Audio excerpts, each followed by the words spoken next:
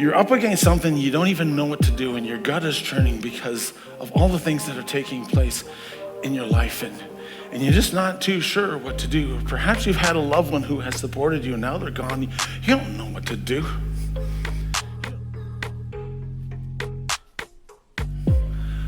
For those of you who have ever gotten insurance, and I have to be careful how I say this because I know that there are insurance people in the congregation weighing heavily everything that I'm going to say at this point, telling me after the service whether I'm right or whether I'm wrong.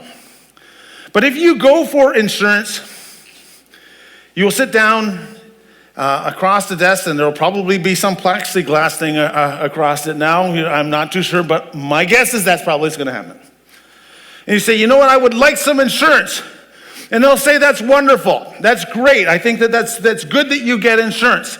But the next question that they will ask you is this: what kind of insurance? What type of protection are you working for? And so, let me just show you something that Scripture reveals to us. That when the Bible talks about protection, it speaks about it in a number of ways. As you go through life, you will need these different types of protection. The first one is what I will call the refuge, or perhaps the fortress. And this is a popular type of protection, and we hear and we learn and we talk about this protection because it's the most dynamic protection. It is the one that we like to talk about the most. It is that airtight, fully guarded, guaranteed place of safety. It is the ultimate safe place. It is the place where you need to go, where you are absolutely at your worst and nothing is going well for you, and you find yourself despondent, and there's a place that you need to go where you need total safety. It's called a stronghold in a lot of cases, a fortress. Now, fortress is such an older term. We kind of lose the thinking or the meaning of the word fortress.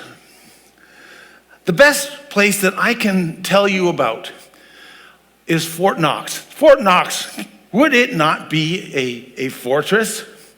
Like, it holds almost all of the gold in the United States, and not only that, but most of the gold of a lot of other countries as well. I have heard that the vault at Fort Knox is 20 tons. Just the vault. If you were to go to Fort Knox, you will see a fortified, fenced-in city with guards with guns ready to shoot if you're not in the right place. You know, if you are not in the right place, or if you're in a place where you're not supposed to be in Fort Knox, they treat you rather rude. Then not only that, the technology is the top that it possibly can be. The president can't go in and give the combination of Fort Knox. As a matter of fact, there's probably a number of people that have to go through a number of things, and it is airtight. You know, the things of most value we hold airtight. And that's a fortress, and that's kind of what God is talking about. A place where you will be absolutely safe. A place in the midst of all the difficulty that you are going through, you need to have. Psalm 91 talks about it. It says, whoever dwells in the Most High, in the shelter of the Most High, will rest in the shadow of the Almighty. And I'll say of the Lord, He is my refuge and my fortress, my God, in whom I trust. Surely He will save me from the fowler's snare and from the deadly pestilence. It goes on to say that He will cover you with His feathers, and under His wings you will find refuge. His faithfulness will be your shield and your rampart. It's a place that you need to be, where danger is imminent, and the strength that you have will not suffice, and that maybe death is near, or you just really don't know what is going to happen. See, David knew this place. David had times in his life where he knew this place intimately. He wrote about it all the time. Psalm chapter 23, the most popular psalm of them all. He talks about, even though I walk through the valley of the shadow of death, I'll fear no evil, because you're with me. Your rod, your staff, they comfort me. It's talking about protection. Psalm 25 verse 7 says, for in the day of trouble, He will keep me safe in His dwelling. He will hide me in the shelter of His sacred tent and set me on a high rock. Again, Psalm 32 verse 7, you're my hiding place. You will protect me from trouble and surround me with songs of deliverance.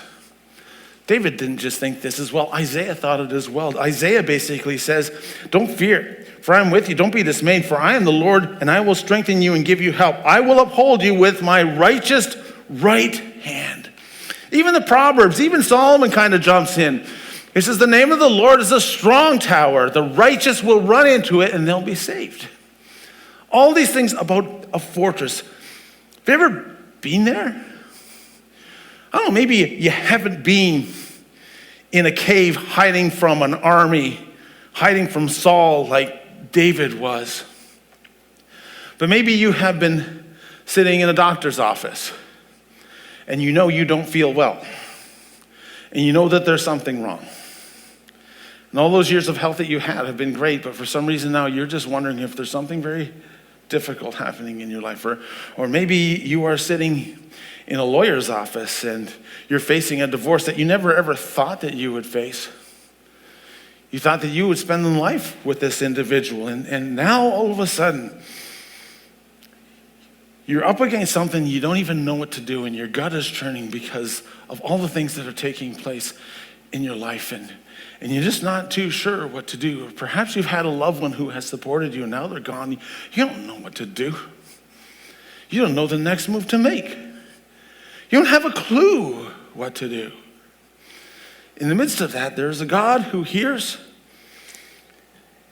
and he holds you, and he helps you. The name of the Lord is a strong tower. He's a refuge. But that's not the only time that they talk about protection. That's one particular instance where it talks about protection. And again, that's the one we like the most, isn't it? We like that security.